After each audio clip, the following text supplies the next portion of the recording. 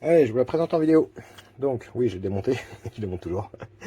Je connais bien cette caméra parce que j'ai un autre modèle qui a une forme différente et d'une autre marque. En réalité, c'est les mêmes caméras dedans. C'est la même chose avec la boîte qui change. Et quelques petites options en plus. Celle-là, elle est aimantée. Et les aimants sont très bons. Franchement, ils tiennent très bien la caméra. Vous voyez. C'est une bonne chose. C'est des scratchs et c'est pas terrible. Hop, putain, je vais remonter ça. Voilà. Donc, démontage très facile. Hein, c'est juste clipser. Ce qui permet par exemple de l'enlever si vous voulez mettre dans autre chose. Donc cette caméra, elle a un atout, c'est qu'elle n'a pas de LED infrarouge, donc pour faire de la lumière qui est la nuit. Les LED infrarouges ne se voient pas à l'œil nu, mais on voit les petites lumières rouges ici. Donc si vous voulez faire une caméra discrète, c'est parfait. C'est aussi très parfait celle-là pour regarder à travers une vitre. Parce que s'il y avait des LED, ça se reflète dans la vitre et la caméra ne voit plus rien. Donc pour une vitre, c'est impeccable, mais si vous voulez faire une caméra discrète, c'est très bien aussi. Définition, c'est très moyen. Franchement, on voit ce qui se passe, mais les détails, reconnaître les gens, et pas beaucoup d'images par seconde, donc ça a tendance à être flou si les gens ils bougent. C'est pas terrible, c'est type une vieille webcam très basique. Ça fonctionne, voilà. En tout cas, ça fonctionne. La nuit, elle voit très très bien, malgré qu'il n'y a pas d'infrarouge, elle voit vraiment bien. Elle a une grande ouverture, donc ça c'est vraiment génial. Elle voit en couleur aussi du coup, pas spécialement d'intérêt, mais voilà, elle voit en couleur.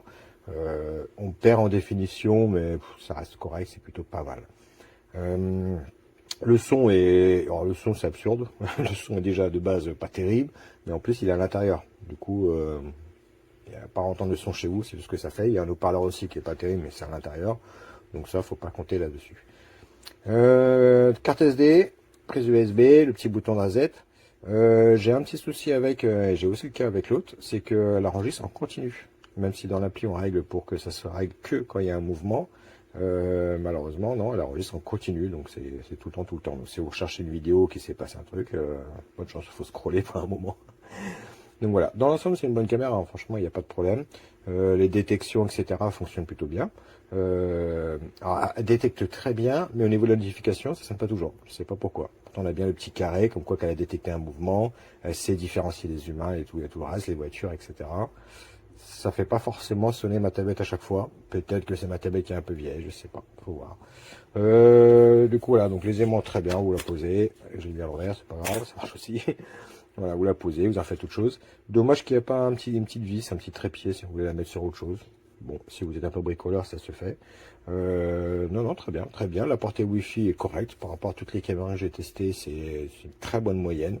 Je peux pas vous donner des chiffres parce que c'est vraiment, ça dépend vraiment de chaque personne, quel type de box vous avez ou d'émetteurs récepteurs, des murs porteurs, etc. C'est très, voilà, c'est très aléatoire.